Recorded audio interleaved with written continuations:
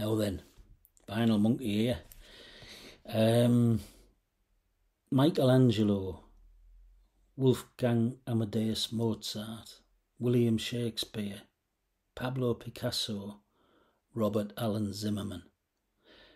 It seems to me from time to time, especially in the history of art and literature, that someone comes along that just absolutely is so far out of the box, breaks the mould, stands apart, is so exceptional. Whatever way you want to describe it, it's just out there, inexplicable as to how they're doing what they're doing, and just head and shoulders above everybody else. And I've had the pleasure and privilege to, I suppose, live in the times of one of those people, and that is. Previously known, Mr. Zimmerman, better known as Bob Dylan. And so over the last couple of weeks, I've listened to or re-listened to all 39 of Bob Dylan's albums. I haven't listened to his live stuff or bootleg stuff, but all 39 of his studio albums, and I've tried to organise them into what's my top 10. And half of them are probably the ones that just I like the best and I play the most. Which is as much to do with my preferences as whether or not they're Bob Dylan's strongest works. And the other five, I think there'd probably be some sort of general agreement that there is perhaps amongst his strongest works. And there's maybe a little bit of overlap. But anyway, it's my top 10. So here we go. I hope it provokes some argument. I mean, I'm not a Dylanologist. I've never been one to hang on his every word or follow his every move. I just really respect his talent, and it's not just his songwriting. I mean, we're focusing on his songwriting and his LPs today, but obviously he's much more than that. He obviously got the Nobel Prize for Literature recently, and if anyone is in any doubt of Bob Dylan's literary skills, please have a look at his autobiography, Chronicles Volume 1. It's in all the second-hand bookshops now. I was going to hold up my copy, but I just can't find it. I think I must have lent it to somebody. So I can't read you an extract, but it's an autobiography, and if that is not the best, not just the best rock autobiography ever, but the best autobiography ever written by anybody, then I'll eat my hat. It is absolutely stunning. You don't have to be a fan of Bob Dylan or interested in Bob Dylan to enjoy it. Is the descriptions in it of early 60s New York, absolutely outstanding. So yeah, Chronicles Volume 1, and then there's his paintings, of course, and this is just one example, the Brazil series, but I could open this up anywhere, some people panned his paintings, particularly on when they were used as album artwork, but I really enjoy them. I was down in London recently, and there's an exhibition of his at the Halcyon Gallery.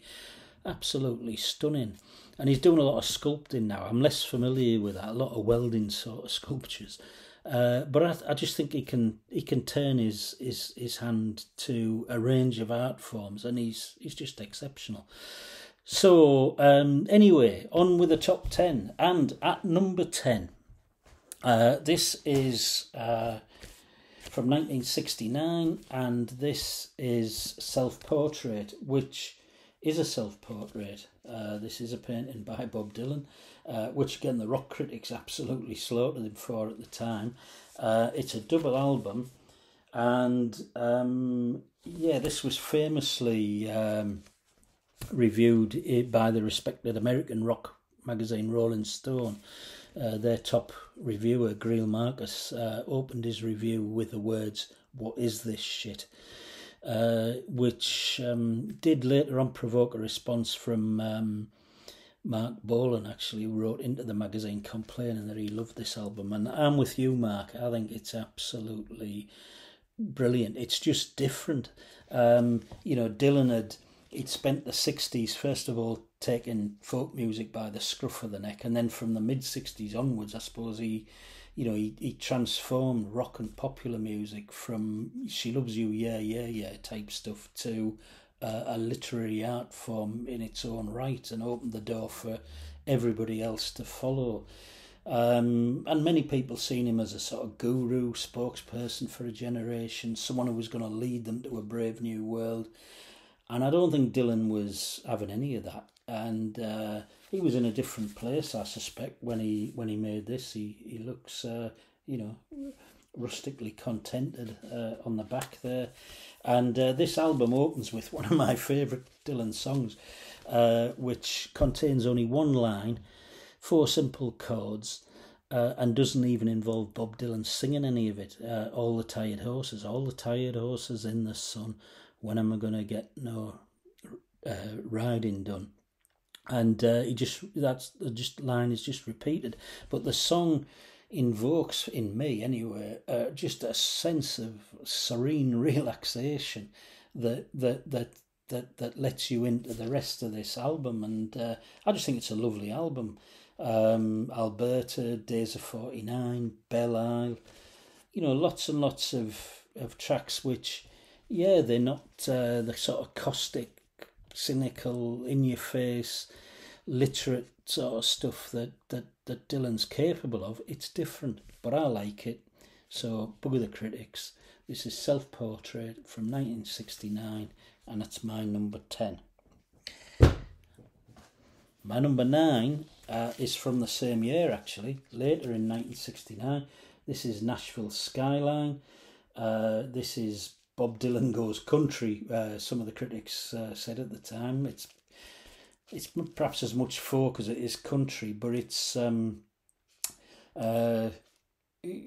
opening track on this album sets the scene. It's Girl from the North Country, brilliant track. It's a duet with Johnny Cash.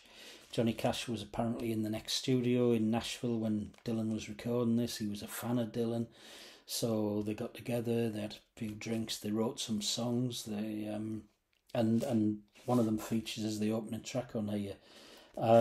Johnny Cash also wrote a poem on the back, actually, for which he won some sort of award eventually, I think. But a great little poem on the back from Johnny Cash. I'll read a little bit of it. This man can rhyme the tick of time, the edge of pain, the what of sane, and comprehend the good in men, the bad in men, can feel the hate of fight, the love of right, the creep of blight and the speed of light. Yeah, good stuff, Johnny, but great album, as well as Girl from the North Country. I threw it all away. And of course the single, the really lush Lay Lady Lay, which is just, lushly lovely song. So that's my number 9, Nashville Skyline from 1969. My number 8 is one of 2 traditional folk albums that Dylan produced, and he again, a lot of people weren't keen on this because they weren't original Dylan songs, but he interpreted them in his own way. And I've only got this one on CD, but this is World Gone Wrong from 1993. And I've even lost the front cover, which is a real shame because it's a great, if you look the cover up, it's a great photo of Dylan. I think it's in a cafe in London where he's got a top hat on. It looks absolutely superb against if I remember rightly, I think it's a green wall, and he's got velvety sort of clothes, but it's a superb photograph, which I can't show you, unfortunately. But this is World Gone Wrong, and I think the title track is absolutely superb, very apt today perhaps, but also the track Blood in My Eyes, for which he made an accompanying video at the time, and that's available up on YouTube. Look that one up. It's a great video and a great track, Blood in My Eyes. So this is World Gone Wrong from 1993, and that's my number 8. My number 7's from 4 years earlier, from 1989, Oh Mercy. That's not a Dylan painting on the front. It's from some sort of street artist called Trotsky, who I suspect isn't a relation, but you never know. And this is one of a number of albums where Dylan worked with producer Daniel Lanois, who created a really fulsome, really lovely sounding albums, and this is, I think, one of the strongest examples of his work with Lenoir. And it opens up with a great song, Political World. It also includes Ring Them Bells and Most of the Time, which are really, really strong. So I've got this one in as my number 7 from 1989, Oh Mercy. Now, Dylan started in the early 60s, and he's 80, I think he's 80 year old. Is he 80, 81? He's something like that. And you would think you could forgive him if he, excuse me, started to take it easy, like take his foot off the pedal. And maybe when he produced some of his sort of crooning type albums, his covers of American standards, you know, in relatively recent years, some people thought he was maybe doing just that, and fair enough, fair play to him, he's 80 year old. But anyway, just to put the lid on that and discount that, last year he produced what I've got as my number 6, but an incredible body of work, Rough and Rowdy Ways, a double album of long songs, very, very wordy, literate songs. The last song on the album, Murder Most Foul, sorry about the backwards writing, about the murder of JFK. Absolutely stunning.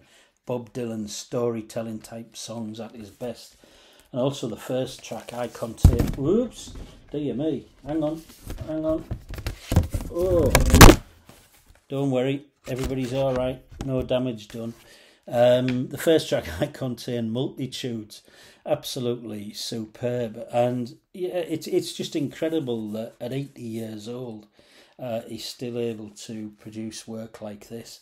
And give it a try. Certainly give the either the first track or the last track, if you're limited in time, give those a try. Rough and Rowdy Ways from 2020. My number 5 is from 2006. This is Modern Times. This is an absolutely fantastic band that he'd pulled together. He always has good musicians working with him, but this band, I think, were particularly good. And the second track on here, Spirit on the Water, really, really strong. But my favourite track on this album, Working Men's Blues, I've got that down as one of my possible funeral songs, which shows the esteem in which I hold it. But Working Men's Blues, try that one. But this is my number 5 album, Modern Times from 2006. My number 4, this is an album I've listened to consistently since I first bought it when it came out in 1978.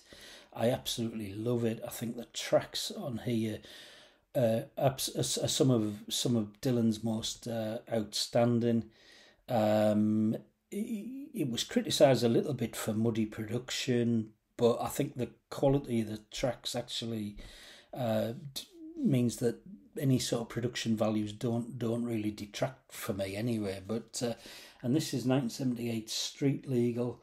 The opening track, Changing the Guards. The second track, New Pony. The single, Baby Stop Crying. Is Your Love in Vain? But for me, perhaps the best track on this album, and one of Dylan's greatest tracks of all time, Senor, Tales of Yankee Power. Absolutely brilliant album, 1978, Street Legal. So, the top 3. Well, as I said, in the 60s, particularly in the mid-60s, Dylan, picked up the electric guitar famously, surrounded himself with a band, and took rock and popular music off into a totally new direction, and made it, as I say, made it possible that rock and popular music could be a literary art form in its own right. And the next 2 albums, actually, my number 3 and number 2, come from that period, and it's hard to separate them. But at number 3, I've got 1966's Blonde on Blonde. this is, 60s Dylan at his very, very best. Visions of Johanna, Just Like a Woman, I Want You. Just absolutely brilliant, groundbreaking stuff. So, Blonde on Blonde, 1966. And then I've got it at number 2, but you couldn't get a fag paper between them, I don't think. The album that followed that, Highway 61 Revisited from 1967. And perhaps the reason that I've just got this in front is, it got a really, the band sound really tight on this album.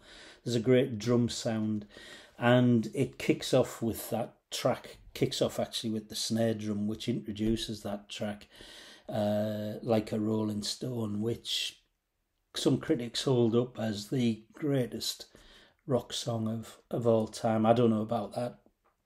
There have been too many, I suppose, and it's what mood you're in and all the rest of it. But an absolutely great song, 6 minutes of absolute literate bliss. And this album is, it carries on in that vein. Ballad of a Thin Man, Just Like Tom Thumb's Blues, Desolation Row, superb stuff. That's my number 2, Highway 61 Revisited from 1967. And then my number 1, this is an album that I never ever tire of listening to. It is absolutely beautiful. There are 10 tracks, they're all absolutely stunning. They run the whole gamut of emotions. It was written, it's considered the great breakup album, I suppose, because Bob Dylan wrote it at the time of his breakup to his wife, Sarah, I think. And I suppose it was the album which, at the time, in the late 60s, early 70s, there were those who were disappointed, thought Dylan had sort of lost his mojo, that he'd gone off the rails a little bit, lost his focus, lost his powers, but this disproved that, and it's just an absolutely stunning album from start to finish. I feel like just listing all the tracks on it. Tangled Up in Blue, Simple Twist of Fate, You're a Big Girl Now, Idiot Wind. But I'll go on to some of the others. Meet Me in the Morning, If You See Her, Say Hello, an absolute beautiful love song. Buckets of Rain, Shelter from the Storm. Stunning stuff. And this is Blood on the Tracks from 1974. And this is the album, the Bob Dylan album, that I've played the most over maybe the last 40 odd years, 50 years, 40 odd years.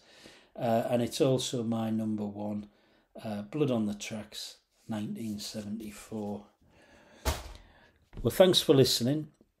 Tell me where you disagree or agree. Welcome any comments. Hope you might join me next time for the 3rd in my series of 10 top 10s. Cheers.